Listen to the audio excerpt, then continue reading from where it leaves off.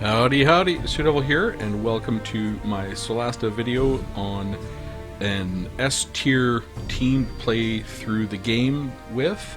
There are a lot of ways to build teams, but this team that I'm going to show you today is extremely versatile, very flexible, and very capable. Everyone can do damage, everyone can contribute to the game in fights and not fights in different ways, and I'll show you how to build them out up to level 12. Of course, we're going to have a court mage wizard. I think this is the foundation of any team and is the only character that should be on any sort of optimized top tier team. The tank we're going to use is a paladin, just sword and board, hill dwarf, Judgment Paladin. They're very good and they really help the team out with their auras, particularly at level 7. They help you with their saving throws, they're flexible with their spell casting. You do always got to remember to scribe your holy symbol onto your shield, but they work extremely well. We're going to have a sorcerer, which will be our low life. Our wizard going to be, of course, court mage wizard is going to be a sellsword. Our paladin is going to be an aristocrat, just for that extra 80 gold to begin with at the low levels, and our sorcerer will be a low life, and our ranger will actually be a spy. That allows us to complete our languages, so we can get the spy codec as well. So this team will have all languages, all crafting, and is very capable. We're going to go Draconic on the sorcerer for the extra hit points and AC, and with our ranger we're going to be using the swift blade. So I just wanted to go over what this team looks like, and now what I'll do is go and do the build for each up to level 12, and then at the end of the video I'll show a sample fight. I think it's in Crown of the Magister. I think they're level 7. Just to kind of show you how capable and flexible this team can be in different types of fights. And I have a bunch recorded, so I might actually do some additional videos going forward showing different fights with this team, because it's extremely good, very strong, tons of damage, super flexible, and overall definitely an S tier team and very capable. So we'll go on to the build for each.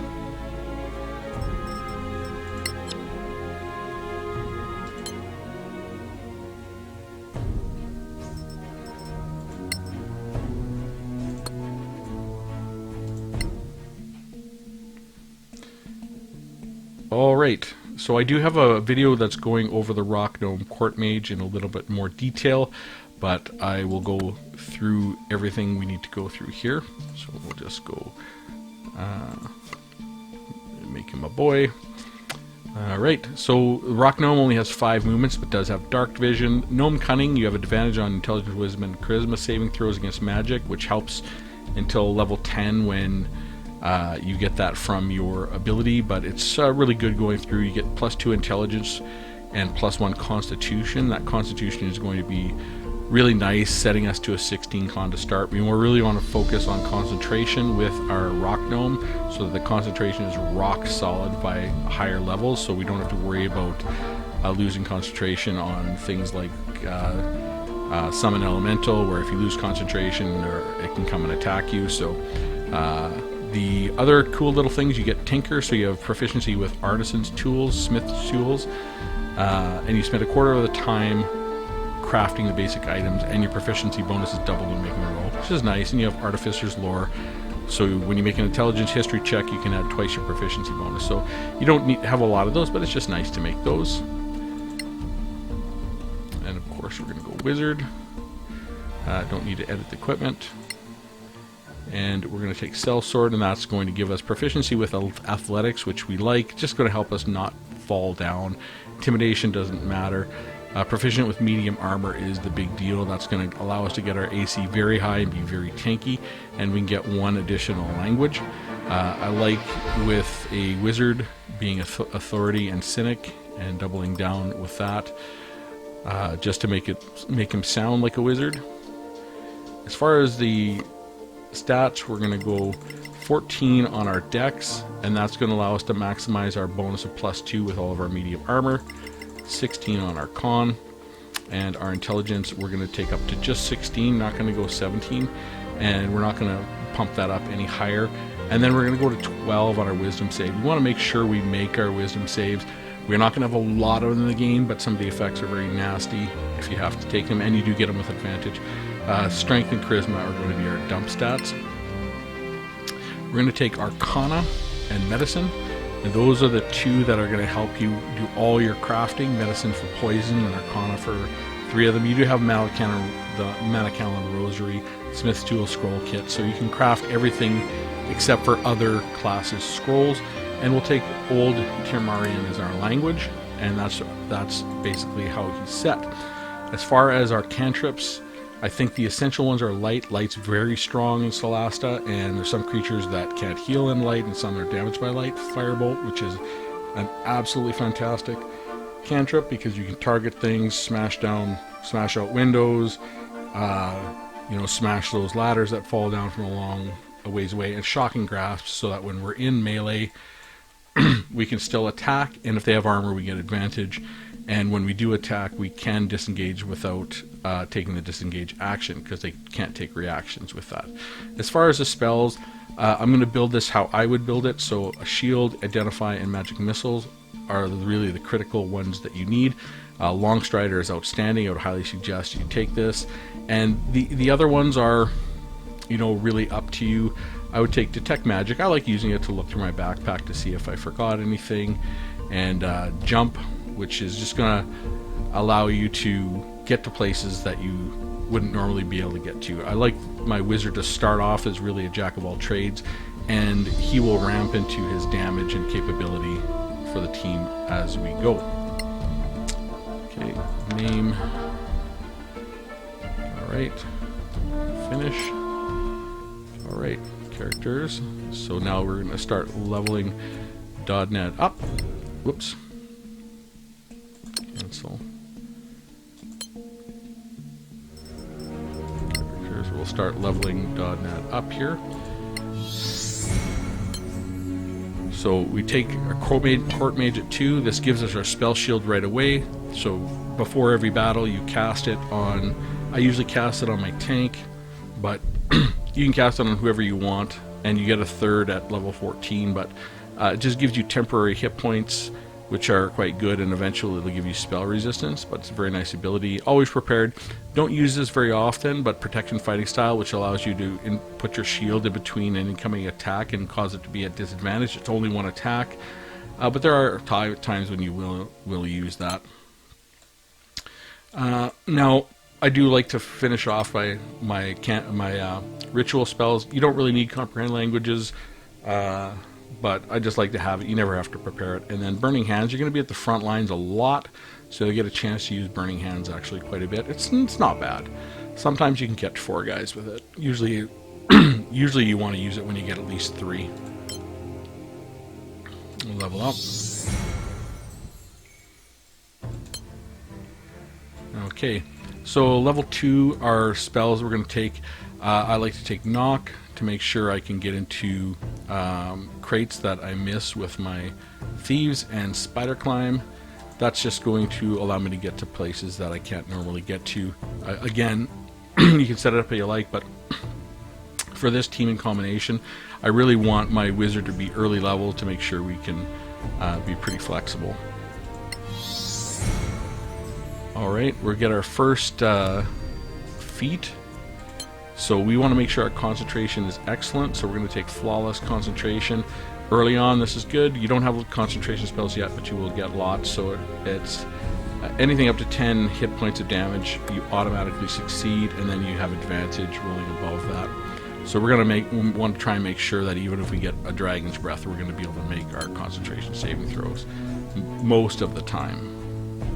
At level 4, we get a cantrip. We're going to take Chill Touch. Chill Touch allows you to control creatures that can heal or regenerate.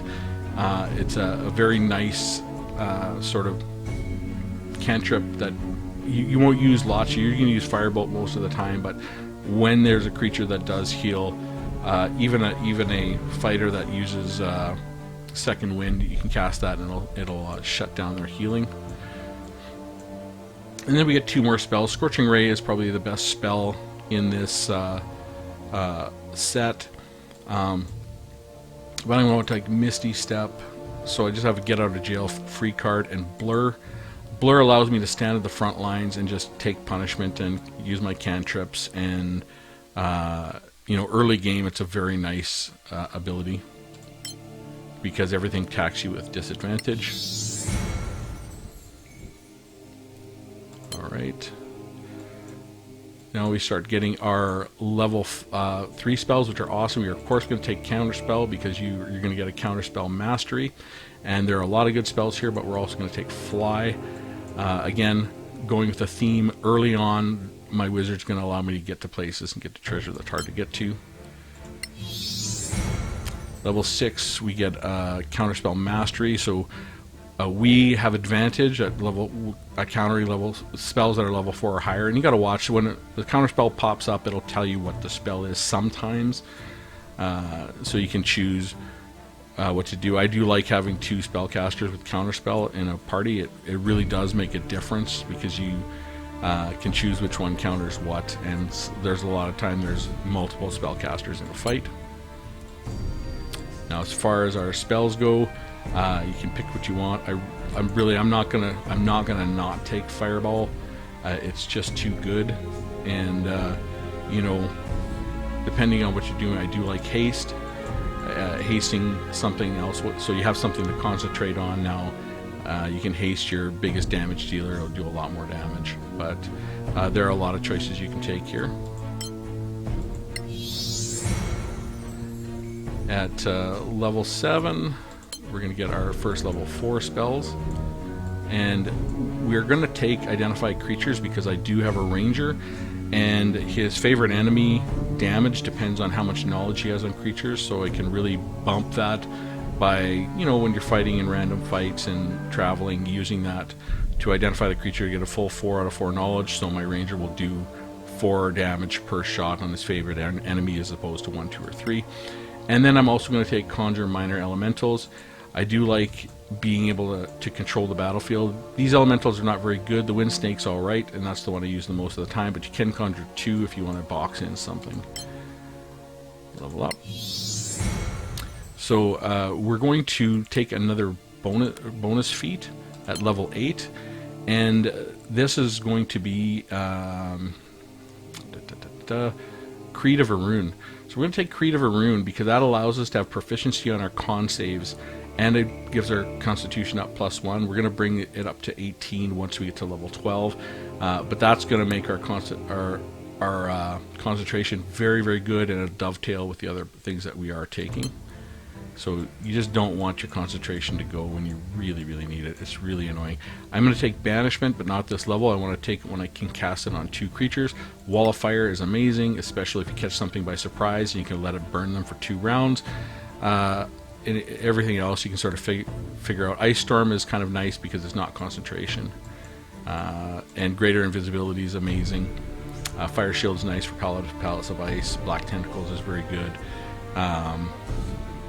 But those are the ones that I would choose for this because I want to have flexibility. My Sorcerer is going to be Twin Spelling Greater Invisibility non-stop, which is why you take a Sorcerer. They're amazing, and they up the damage of your damage dealers by a giant amount. Level 9. Now we're going to go up. So now that we're level 9, we're going to take Banishment because we can upcast it and catch 2 creatures, and we're going to take Conjure Elementals. Always going to take the Air Elemental because they're resistant to bludgeoning, piercing, and slashing damage, and they fly. They're fast. They can take a lot of punishment. They're great to have on the field, and they last for an hour. At level 10, I think you get Improved Spell Shield. Yep. So now when you cast Spell Shield, you have advantage against all saving throws against spells and magical effects, even if the temporary HP goes to 0, which is fantastic. It really takes your ability to help your team up to the next level. And the cantrip we're going to take at this level is going to be Ray of Frost, just so that we have an extra cantrip that can attack, and there are some creatures that take extra damage to frost. A reminder, never take Shadow Dagger or anything that has a saving throw, a save or suck like Toll the Dead and other builds. Like, they're just really bad. You want to target armor class, AC, so all of these do that with the exception of light. Alright. And our class spells.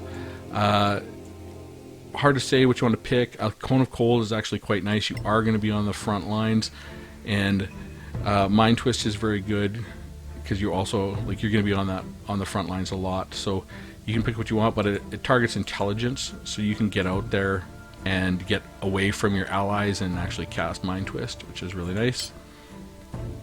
Level up. Level 11. We're going to get our next level spells. And here I'm going to take Sunbeam. This is a concentration, but you are on the front line, so you're going to be able to use it quite a bit. And sort of blast whatever you want. And then I'm also going to take Chain Lightning. So if I'm concentrating on something and I want a nice blast spell, I can use it. So that's that. And we're going to take another bonus feat. And this one is going to be Enduring Body. That will raise our con by 1, take it up to 18, and give us 1 HP for each level. And we get 2 more spells. Hard to say, really pick what you want. I don't tend to like Disintegrate. Globe of Environment and Vulnerability is not too bad. And I actually might take True Seeing or something else like that. Or another blasting spell, you know, like Black Tentacles is very good. It's not a blasting spell, but it's actually quite a useful spell. And then just pick what I want. But that's my level 12 build for the Court Mage, Rock Dome Court Mage Wizard. And if we just inspect, we can see at level 12 he has 110 HP, which really helps because he has those low hit dice. So he has that extra hit point per level plus a 18 con. And if we do go up to 16, level 16, I would take that up to a 20 there. But you can take a belt of a Dwarven belt, which gives you an extra 2 Constitution and protection from poison, which is a very nice item to find for this guy. But really, really strong, very capable, very flexible. Lots of temporary HP and spell protection, and those counter spells are absolutely fantastic. So the next character we are going to do is going to be our sorcerer. So we will take a half elf, which allows us to really optimize our sort of stats for this character by level 12. Okay, so sorcerer. We don't need to edit equipment or do anything like that. Now, one of the nice things about a sorcerer is you already have saving throw proficiencies with Constitution. So we're not going to focus on any concentration abilities with our sorcerer, because Constitution is okay and our Constitution is good enough. But once we hit in the lower levels, we're really going to keep our sorcerer back in the back lines. But at higher levels, we're going to be invisible with greater invisibility all the time. So nothing's going to be able to see us, or very few things are going to be able to see us when it comes to that. Next. And we are going to be Draconic Bloodline, gold for fire, because there's lots of fire spells. There are some fire resistant things, but you can use you can work around that with some of your other spells. This list is amazing. You get Shield, Misty Step, Counterspell, Greater Invisibility, and Hold Monster. Now, this is on your spell list anyways, but I would pick all these except for Hold Monster anyways.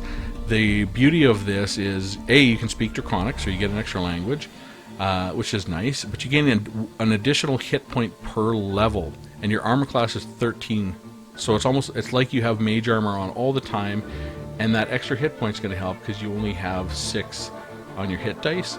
So this is just a really nicely integrated character when you look at how it approaches the rest of the game. Hit points are nice, AC is really strong, the spells are great, and once you get your meta magic gear, that's really that twin spell is your main one. But we're gonna make her a low life, and we're gonna make her like a, you know, sort of like a Robin Hood. So she's greedy and kind. So take from the rich, give to the poor. And we'll do the same thing here, kindness and greedy. Next. So here's where you can really optimize point wise. So we're going to add 1 to Dex, 1 to Con. We're going to bring our Charisma up to 17. And we're just going to do straight ASIs up until level 12, and then we'll take 1 feat. But we'll take our Con up to 16, our Dex to 16. That's a full point by Wisdom, Intelligence, and Strength. We're not going to worry about. Next. Now, we get a lot of different skills. When it comes to the things you can do, I do like to take Athletics, just so I don't fall down as much, and Perception, so I can see a little bit further. Like, Perception is how far you can see to make your attacks. And then my class skills doesn't really matter, but you can take Persuasion and Intimidation just to help lean into that high Charisma. And if you're in the Crown of the Magister, you'll want the Crown on your Sorcerer, because it gives +2 bonus to a couple of Charisma things. Now you do have your Thieves' Tools, and for your languages, I think we have Draconic, and where did I put my languages? I don't have it on my notes, but you can pick any extra additional languages. So, I mean, if he's a low life, you know, maybe a low life deals with orcs a lot, so I'm going to give her Orcish. We will have all the languages and then some. We end up having 1 extra language and then everything that we need. Again, no different Firebolt, which is going to be nice because we're going to get a plus. We're going to be able to add our Charisma eventually with that on our fire spells. And Light, of course, Shocking Grasp, and we'll start with Chill Touch. The same ones are still good here. And I'm going to actually, because I can take whatever I want, but I'm going to take, I've got 2, so I'm going to take Magic Missile. Magic Missile is very powerful, especially with that Paladin adding its proficiency bonus of damage. And you pick what you want, but I do like Burning Hands early. It really is going to, it is fire, and you're going to be able to get into position to use it from time to time, not very often. Finish. Characters, so Ilea, level up. Alright, so we get our sorcery points and flexible casting, so we can change sorcery points into spells and spells into sorcery points. You don't need to do it often, but it's really nice when you want to. We're not going to unlearn anything. Ignore. And we're going to get an extra class spell. You can pick whatever you want. You know, Thunderwave's not too bad. You know, I tend to want to think about this character as a blaster. So I can take Thunderwave and go with that. You don't get a chance to use Thunderwave very often, but, you know, and I am going to unlearn it eventually, so I'm not too worried about it. Okay, now you get your meta magic. And the 2, we're going to take our Twin Spell every time. Twin Spell is amazing. Twin Spelling Haste, Twin Spelling Greater Invisibility. You can Twin Spell Banishment before you actually get to the higher level where you can naturally do it. And then when you do at that level at 10th, you can actually take Heightened Spell, which is going to force creatures to roll the saving throws with disadvantage. But early on, we're actually going to take Empowered Spell. Now, Empowered Spell, I hear people talking about it's not very good, but re-rolling a 1 or a 2, you're going to be able to use it all the time. Because you're using Magic Missile, and you're going to be using spells like that. It gives you about 17% more damage, which is really nice.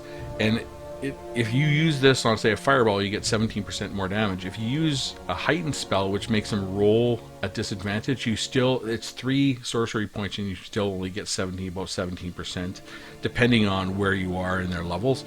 So Empowered Spell is very nice. You can use it frequently early on, you know, and it only costs 1 sorcery point, and it pulls damage forward. So one of the things about a game where hit points are really all or nothing, meaning a dragon that's putting breath on, you know, that's using its breath weapon. It doesn't matter if it has 250 hit points or 1 hit point. It does the same amount of damage. So in a game like that, pulling damage forward in time, meaning I'd rather do damage now than do more damage consistently over time, because I'm going to kill things faster and they can't attack me back. Sort of like the best defense is a good offense. So it really does help you pull damage forward early. And this is my blaster, and I do want my sorcerer to do a lot of damage. And you know, she really is going to be able to do a ton of damage. Unlearn a spell. So now on level 2, I'm going to unlearn Thunder Wave. And Scorching Ray is going to be your go-to. It's absolutely fantastic. Really, really good spell. And I'm also going to take Shatter because it's ranged.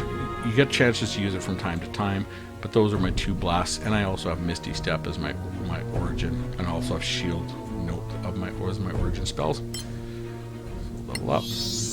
We're going to just take an ability score, and we're going to take our Charisma up 2 to get it to 19.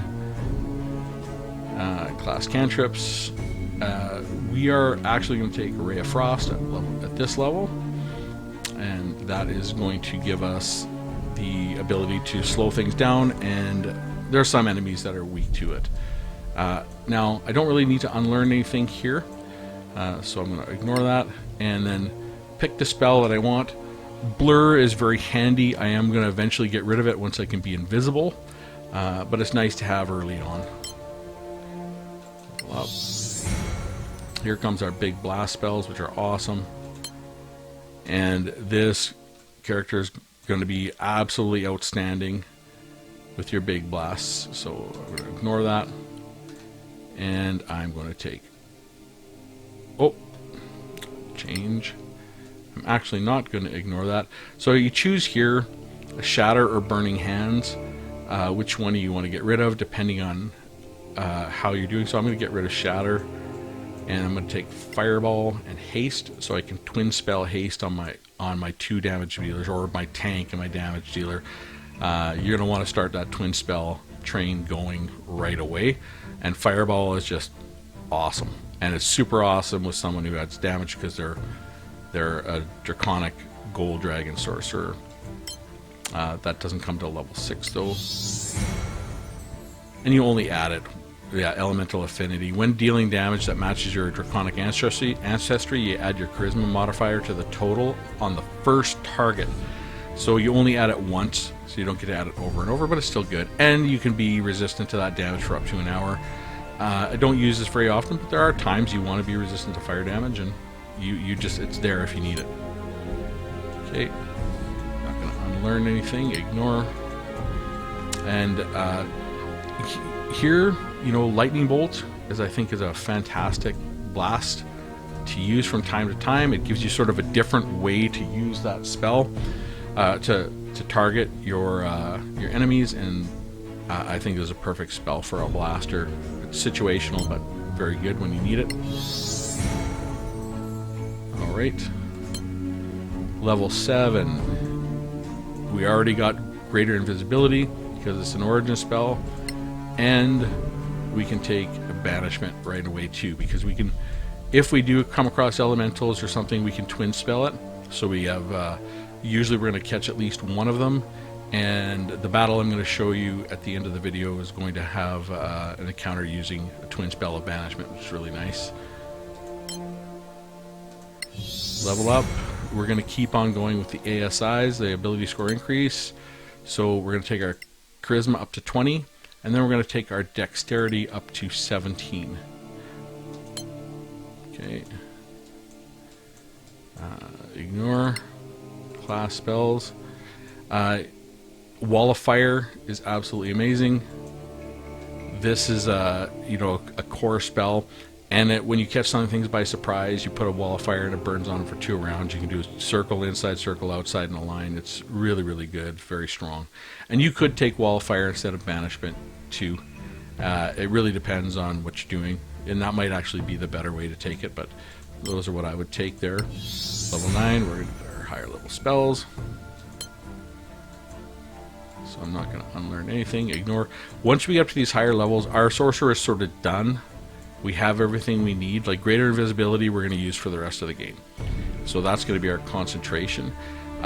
You can pick here, because we're going to be invisible, Mind Twist is very good, and that's what I would take. It targets intelligence, knocks things over. If you cast a wall of fire and you can be in the middle of that wall of fire when you cast it as a circle, then on your second turn you can cast Mind Twist, and it targets intelligence, and things become incapacitated until the start of the next turn, so they have to burn for an extra round. It's a very nice combo. Really hard to get down, but from time to time you'll be able to do it. Okay. At level 10 we learn another meta magic option, and this is where we're going to take our heighten spell, so that creatures roll with disadvantage. And the beauty is now we can upcast banishment and get our 2 creatures just from upcasting it, and then use heighten spell to make them both roll at disadvantage.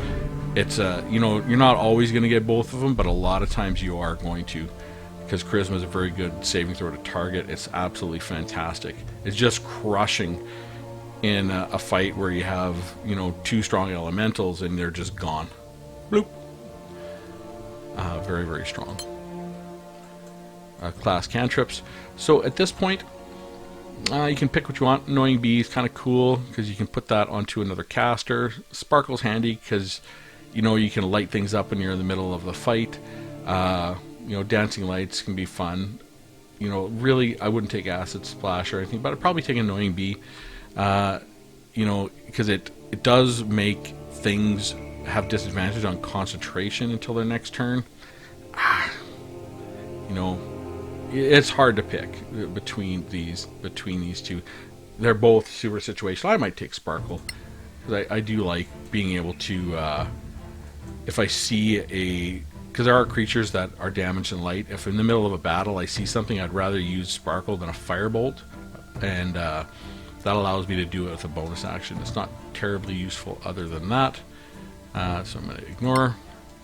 And of course I'm going to take Cone of Cold as a blast.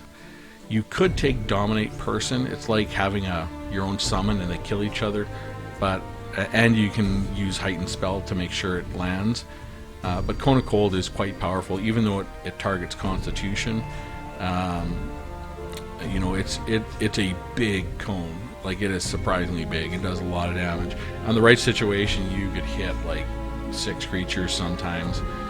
So even though it's Constitution, they do still take half damage even if they make their throw, and it does a boatload of damage in a big area. So it's situational, but can be very, very good. Now we're going to get our next level spells. Again, like I say, we don't need anything else here, so we're going to ignore that. And, you know, pick what you will. I just like Chain Lightning. It's a nice blast. It fits with the character. While we're concentrating on greater invisibility, we can use our Chain Lightning. Disintegrate is not bad, but because our paladin is going to be giving us extra damage, you can actually do more damage with a Magic Missile or a Scorching Ray than you can with Disintegrate. So I like just having the Chain Lightning. It's really fantastic. And then now we're on to our level 12. So we're going to take here a bonus feat. And that bonus feat we're going to take is Eager for Battle. +1 dex, which will bring our dexterity up to 18, which is good for our armor class. But it also gives us an advantage on initiative rolls. Initiative rolls are extremely important. Going before another creature can make all the difference sometimes. You know, especially if you ever get surprised. You know, everything comes at you, and if you can go early in that second round, it really matters. So it's a really great thing to use. And I'm just going to ignore that. And that's it. Okay, so we're just going to inspect. So we have 98 hit points. So you can see not as much as our wizard, but we are not going to really need them because we're going to be invisible a lot of times. You will from time to time. It is nice to have a few extra HP, and you can get some, you know, Constitution boosting items and things like that. But really, this is our blaster, and sorcerers do a ton of damage. Not only can they do a ton of damage, but when they cast Greater Invisibility on 2 melee damage creatures, or two like your tank and your melee damage deal, like she's going to cast greater invisibility though on herself, and then our physical damage dealer, so that no one can hit her, and then she can actually use her cantrips with advantage all the time. And the same with Scorching Ray. It's a really nice combination, and it's super powerful all game long. Like, sorcerers are amazing, and you know, if you haven't played with one, I would highly recommend it for that greater invisibility. Like, they start good and they ramp up through the whole game, getting better and better and making the rest of your team better, which is really good. Okay, all right, now we're going to do our ranger. So we're actually going to take a halfling.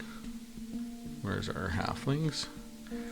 And kind of, we have some nice little synergies here. Like, a marsh halfling has +1 constitution, but it already knows marshes, so one of the things that you know is already done because you have swamp trained. It does have dark vision, whereas the other halfling doesn't.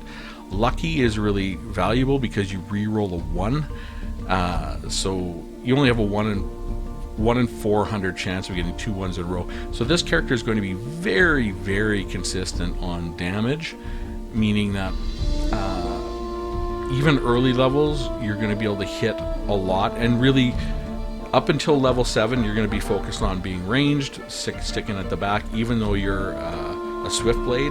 Then once you get to that level 7 and you're invisible all the time, you're going to do a lot more frontline work. But you know, rangers, they also have a couple really great abilities, but marsh halfling's what we're going to take. And ranger, where did I say that? Ranger here. And the ones you're going to pick, favorite enemy, pick undead. You're going to see undead early. And for your things, if you're in the Palace of Ice, you take Arctic. But otherwise, I like to take mountain. There's always mountains everywhere. And go from there. Now I'm going to take Spy. Again, that gives me the Spy Cipher. So there's a couple things where you need that Spy Kodak to find things, but your proficiency with stealth and deception we're not going to use, but stealth we are. Proficiency with nature is nice, poisoner's kit, and we get 2 additional languages. And I think a spy would be cautious and pragmatic, so I'll use cautious and pragmatic to make him sound like a spy. Sneaky. Alright, and we're going to use point buy, of course. And we're going to just take our dex all the way up, take our con up to here, and I will take my wisdom up to 14. I could try to go higher, but I'm going to take it up to 14, and then I'm going to keep my strength at 10. You know, I need dexterity, some wisdom, and that constitution for this character, but I'm going to be using feats all the way to get my dexterity to 20. And what you pick for your class skills, perception is really good. It lets you see a little bit farther. Like I said, I'll take that athletics so I don't fall down as often. And you know, like, you can pick from here. It is nice to get insight from once in a while, but maybe survival helps me roll at the end of battle to learn about creatures, so I might take that. And as far as languages, I might take giant, and you know, who am I spying on? You know what? I might take. Let me redo this. We're going to take athletics, perception, and survival, and then I'm going to take Terran because so I can have it, and then for my other language, I might take Goblin. You know, a halfling might know some Goblin, so we can go like that. Okay, so that finishes up our base for the halfling Swiftblade Ranger. Why can't I finish? Oh, someone's already using that name, so he will be Tombo. And now we can go and start leveling Tombo up. Level up. So we get our Ranger's spellcasting and fighting style. Now, you could take two-weapon fighting, but I would recommend against it. I would take archery. It allows you to get +2 with your ranged weapon. You're going to do a lot of ranged, especially early on. It just allows him to be a little bit better. When you need to use two-weapon fighting, you can, and you do get a 2 AC later on. Maybe it's later on, but you get those 2 AC when you're wielding dual weapons. But archery is going to make him a little more consistent early for that big damage that you want. Hunter's Mark, you're going to use it not all the time. Sometimes you're concentrating on other things, but when you need it, it's really nice to have. And of course, Goodberry. Goodberry's fantastic. It allows you to never have to worry about food when you're going to take long rests, and you can precast it and split it to 6 and 4, so you can use some for some healing before you go into a short rest if you need to, and you still have 4 for a long rest when you find a space to stop. It's just a very, very good overall spell, and it really helps where you don't have to worry about food for the entire game. It is a very, very nice spell. Okay, so we're going to level up. So we got our Ranger Archetype, and we're going to take Swiftblade. That increases our speed by 2, which is great for our Halfling, which only has 5 speed. Additionally, you can use a dash action, and opportunity attacks are made with disadvantage. Blade Dance, when you're wielding melee weapons in each hand, you gain +2 AC, which is really nice. That extra armor class is nice. Often I'll start with those weapons in case I get surprised, so I have extra 2 AC, and then I'll switch to my a heavy crossbow later. It really, really depends, but this character is incredibly flexible and very, very consistent. Okay. And take what you want. Longstrider we already have. We're going to be using our wizard to cast it, but you could take that if you want. Cure Wounds is just like an additional emergency heal, especially early if you want it. So we're going to take feats all the way. So the first feat that we're going to take is Uncanny Accuracy. It allows you to ignore 1/2 and 3/4 cover, and it gives you +1 dex, which will take our dexterity up to 18. It's really good early on, again, to make your damage more consistent as you kind of go through the campaign. So that's what I would take, Uncanny Accuracy. Very, very nice ability for your ranged weapons. Don't need to do that. Finish, level up. Level 5, we're going to get into some extra spells here. So we are going to unlearn Cure Wounds at this point, and we're going to take Pass Without Trace. This might be the strongest spell in the entire game. It's great for dungeon crawling. You cast it on your whole team. It lasts for an hour, and it allows you to set up all your fights.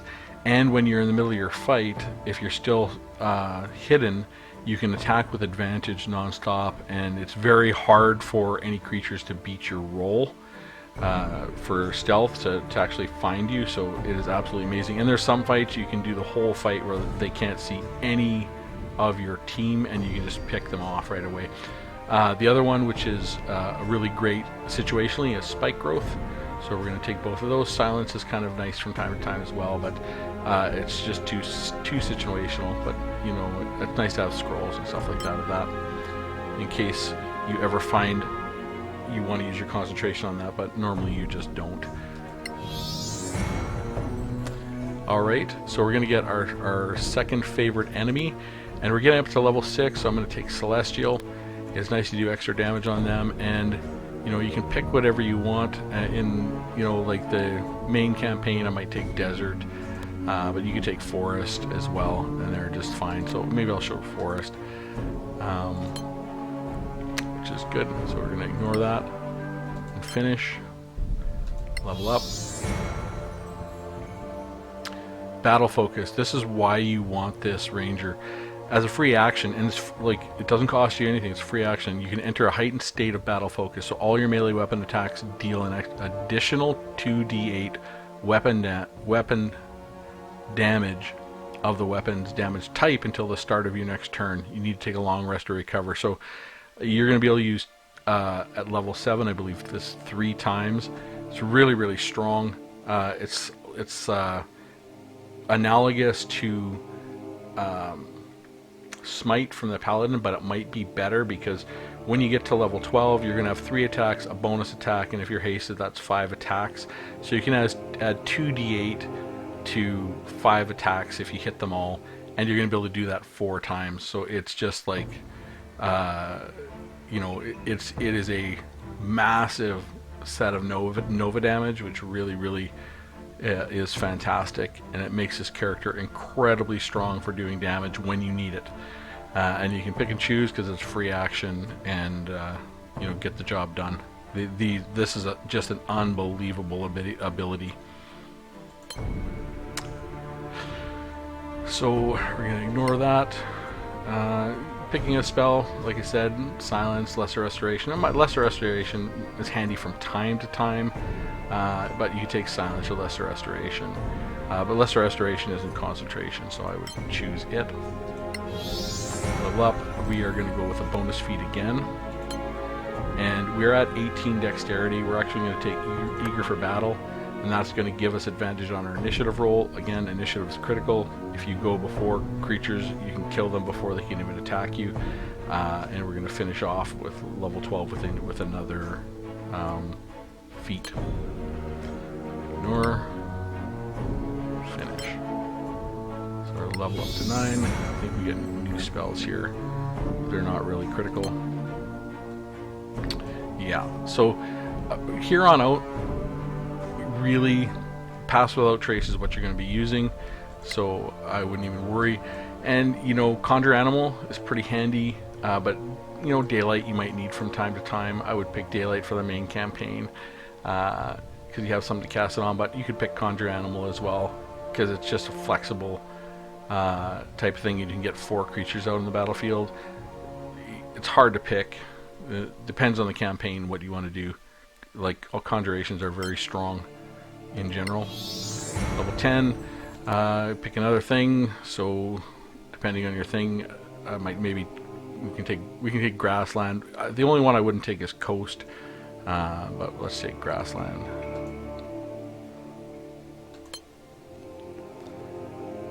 Unlearn a spell, ignore, finish, level up, and here we get an extra attack, extra attack, which is absolutely awesome.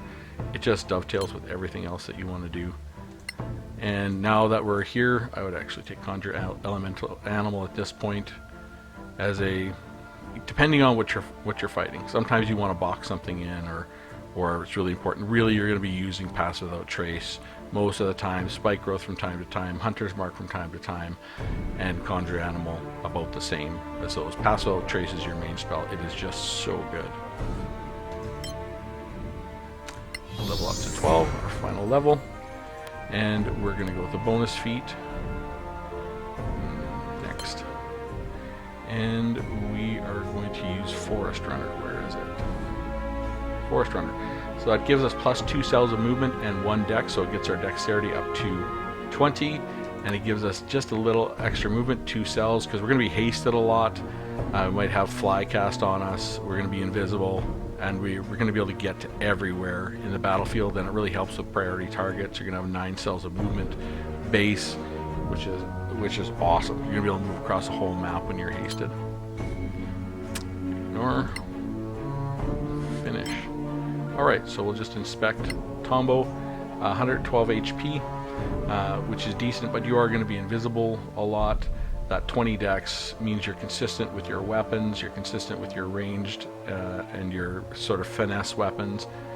This is a really great character, strong damage, you know, and even though it's not the strongest damage dealer, that flexibility and particularly Pass Without Trace means you can set up a lot of fights the way that you want to set them up. It's really amazing. Alright. So the last character we're going to make is... Now we're going to make our tank. So we're going to take a Hill Dwarf.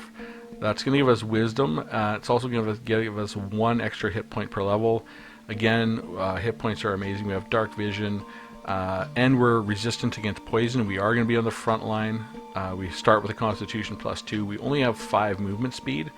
And, you know, that's not great, but we are going to be casting Longstrider on him a lot. We'll use our level 2 Longstrider, cast it on our Ranger and our tank.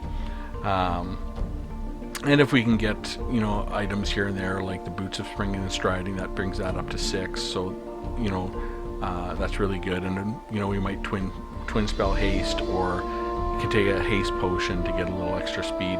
Really, you just want your tank to go and hold the line somewhere. So we're going to use that heal dwarf and make sure he has a lot of HP and can do what we need him to do.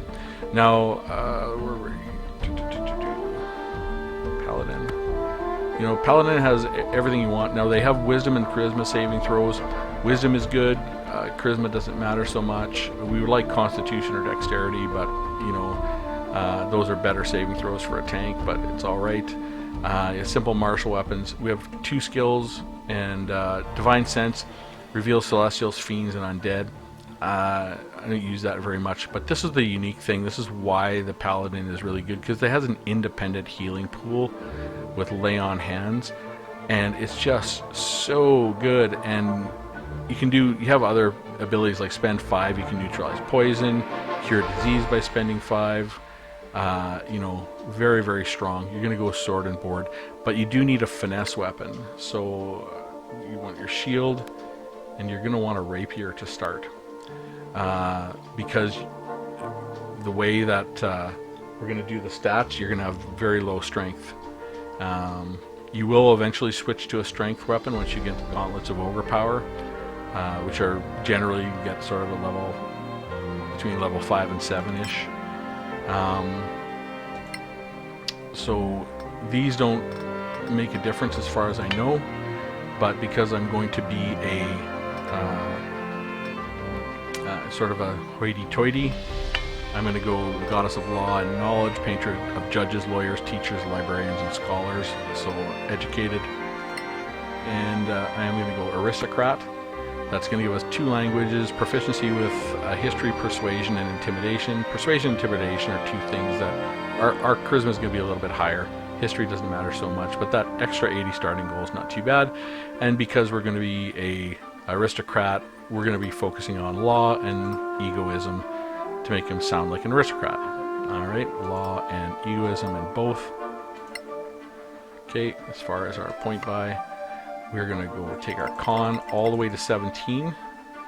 Take our charisma to 14. And our dexterity to 14.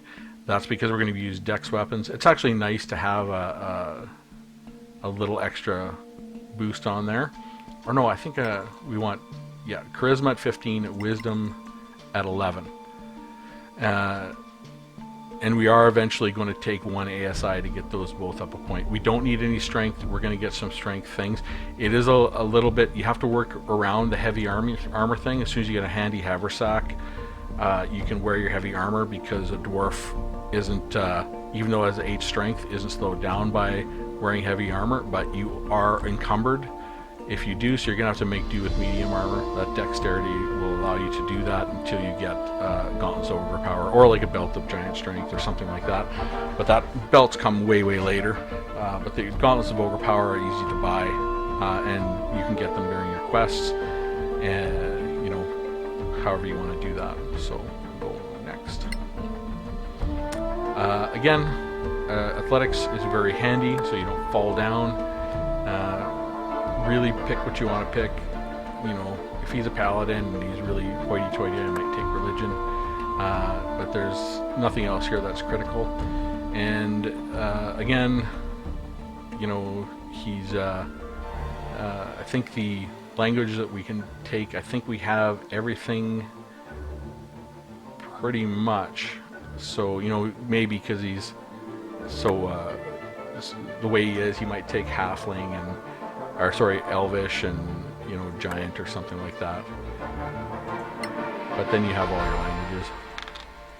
Okay, Znork is his name. Characters Znork. Let's level them up. Okay, Divine Smite, the most awesome thing ever. So he is our tank, so we're going to want to take defense for that +1 bonus to our AC. Alright, level up. Here's where we get to take our Sacred Oath. and we get some nice channel divinity. So we're going to take Oath of Judgment. These spells don't really matter, as in most paladins. I mean, you get some nice ones up here in haste and you know, guiding bolt and stuff like that. You do got to remember to scribe your you need to remember to scribe your holy symbol in your shield so you can cast spells while you're fighting. The channel divinities are awesome.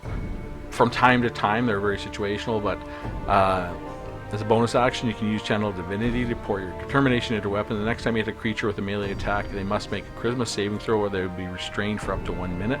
So there are some creatures that like to disengage, especially bosses and undead things. Once in a while, you'll catch them, and as soon as you do catch them with Weight of Justice, the fight's over. Purge Corruption as a bonus action. You can use it to remove negative conditions such as blindness, deafened, paralyzed, poisoned, up to 6 cells away. So that's actually a really, really nice ability. From time to time, in a pinch, it's really great, and you always have it. So level up. So we're going to want to focus on our hit points. So our first ability score, a bonus feat, is going to be Enduring Body, and that's going to give us a constitution of 18 and an extra hit point per level. We want lots of HP on our tank. They're out there to take damage. We want to make sure he is capable of doing that. Level 5, we get our extra attack, which is really nice. Level up. And maybe I'll show the spells later. They don't go like the way everything else. So level 6 here, you get an Aura of Protection. So this grants a saving throw bonus to surrounding allies equal to your charisma modifier, which is nice. You want to pass all your saving throws. It works on everything for all your saving throws. So, you know, Dragon's Breath, Fireball, so anything nasty that's going to target your wisdom. This is one of the great things that every single paladin has.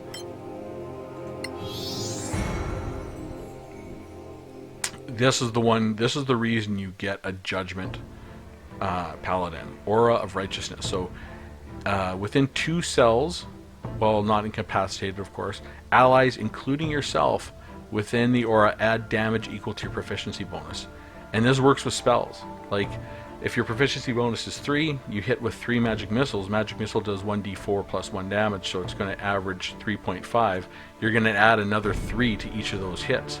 It is absolutely a monster ability for your whole team. I mean, Smite's great, the saving throws are great, Paladins are kind of great all-arounders, and they have a nice spell set. Like you can pick Shield of Faith when you need it on yourself or someone else, you know, protection from good and evil, divine, I'll get to it, but you can pick some other things that are nice from time to time, so very, very flexible in what you can do. But this ability just puts this Paladin over the top.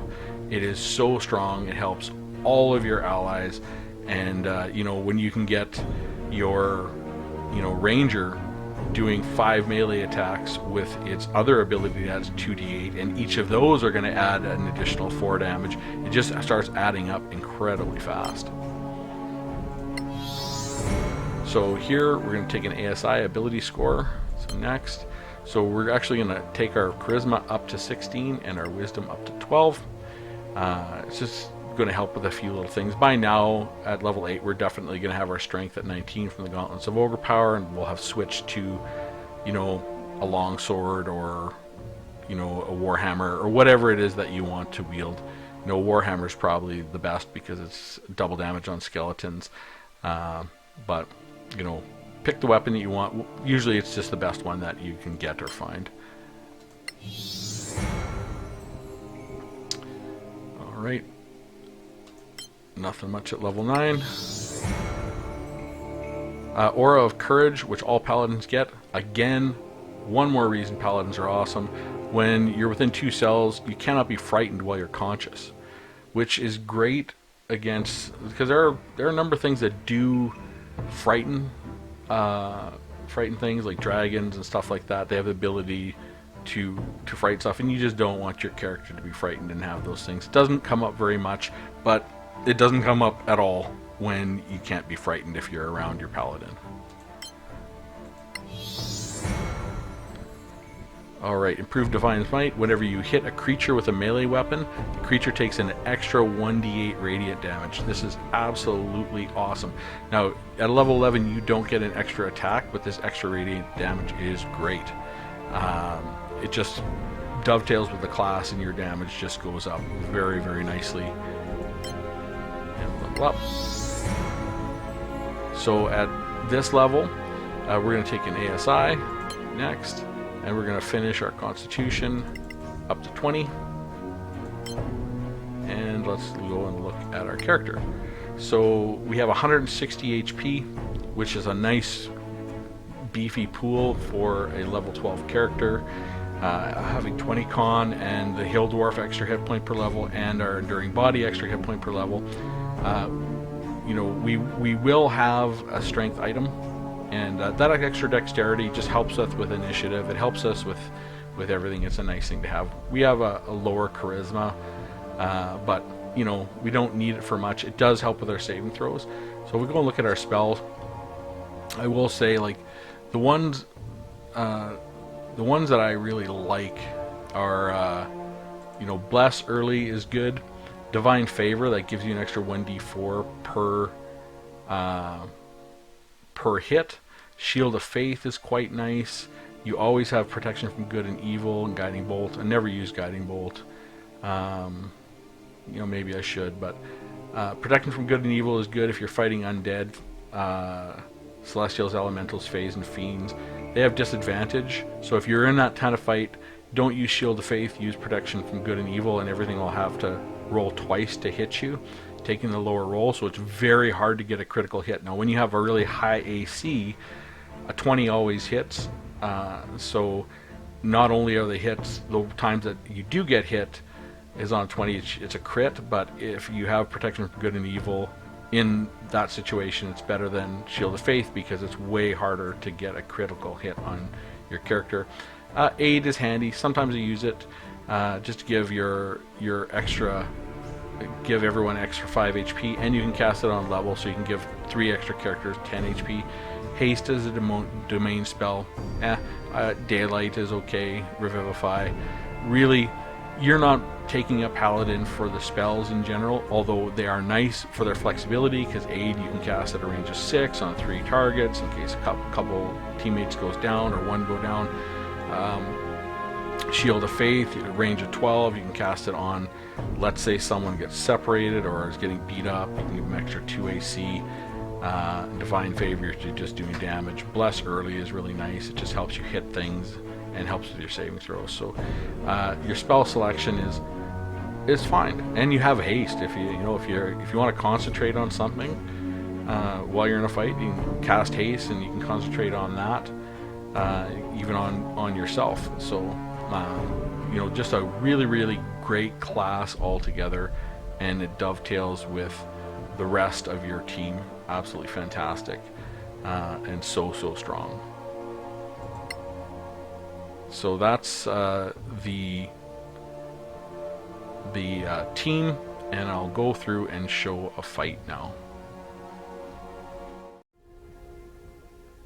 Okay, so this is generally how I'm going to set up before every fight. I just want to show this fight.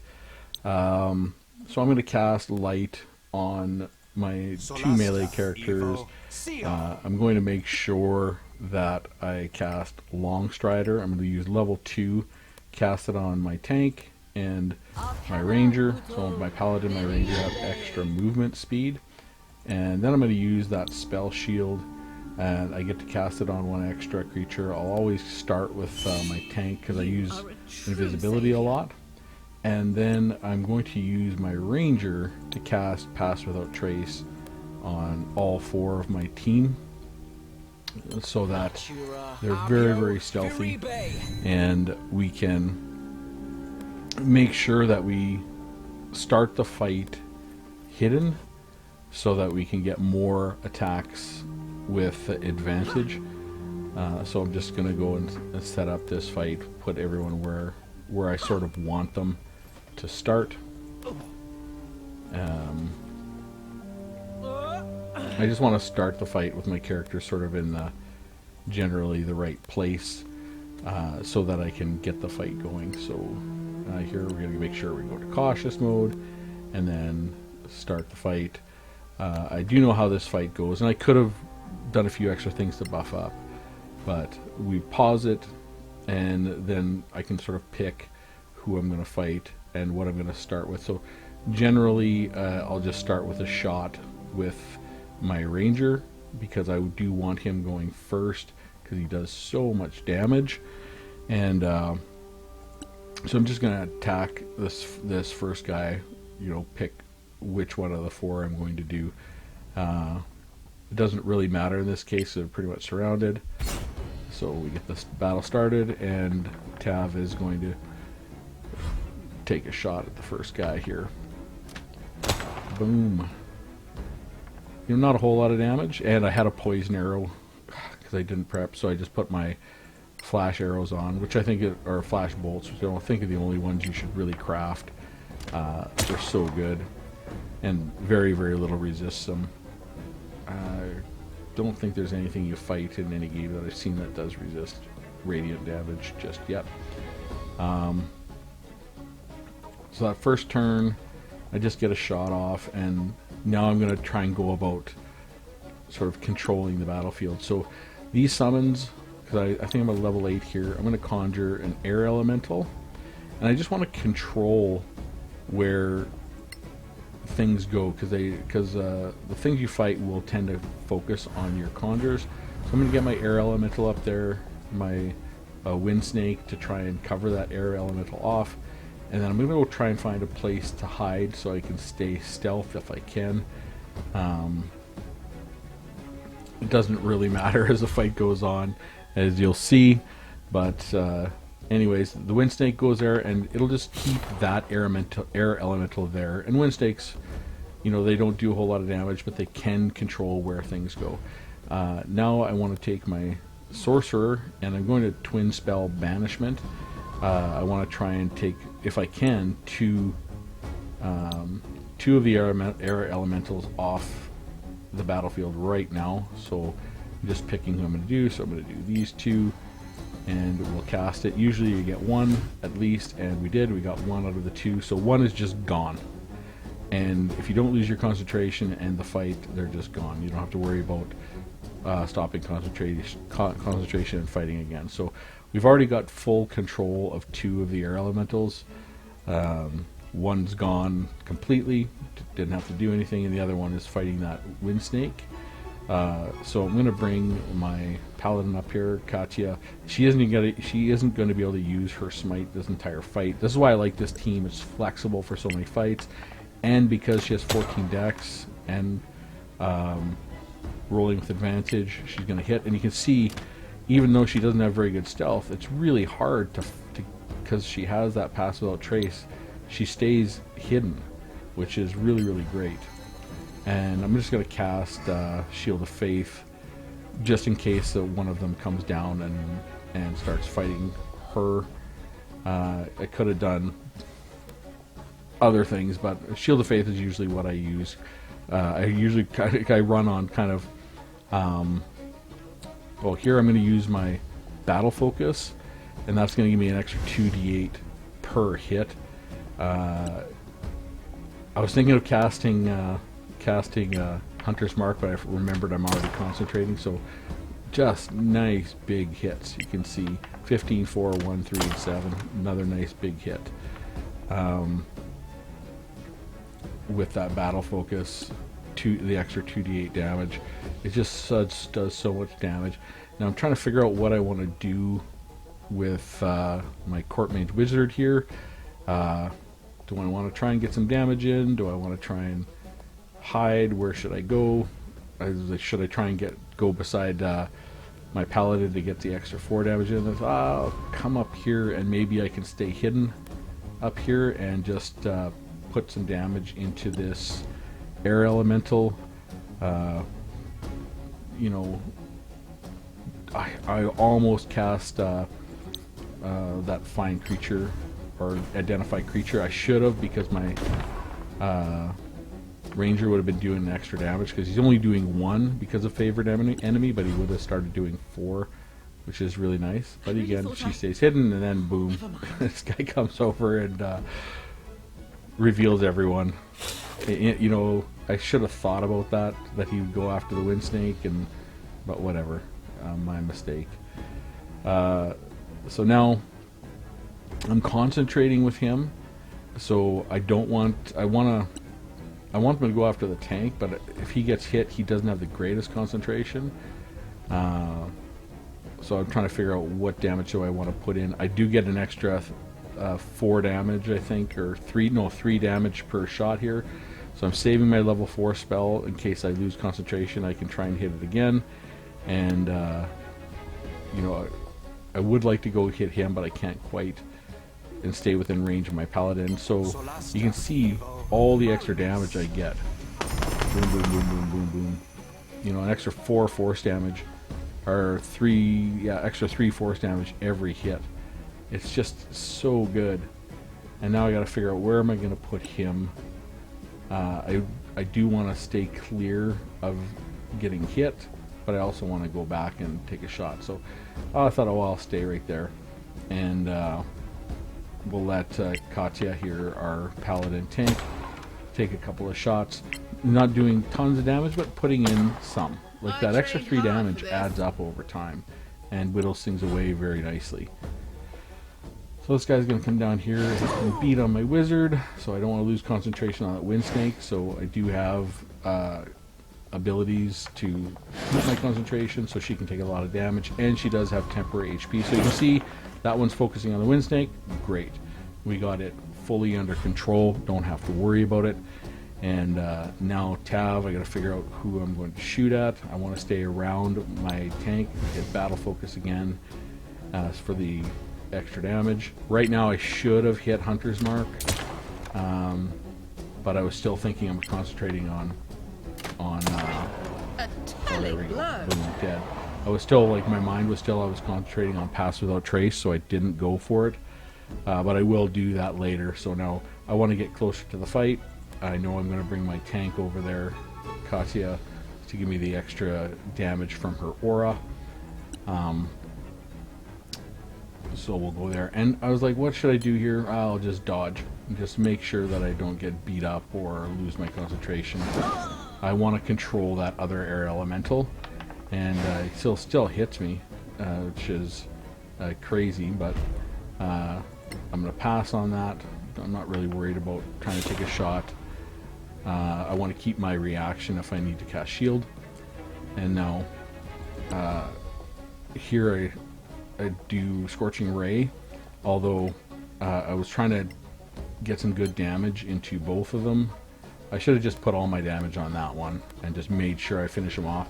Like, oftentimes you'll find that, you know, you want to take the minimum number of shots to kill something, and you can see, boom, 2 of them miss him, and he's still alive, which is like, well, whatever. It happens. So now I want to find a place I can go as far away from everything as possible, so that hopefully the air elementals stay where they are, and then I'll take Katya, my paladin. I still haven't had an opportunity to use my smite, which is awesome, but these things fly around. So that extra 2 decks, my 14 decks, will allow me to hit more shots, so I can, boom, put one to this guy, the extra 3 damage, make sure it's dead, and it's gone, which is great. So I can't hit that other guy, so I'm just going to end my turn right there.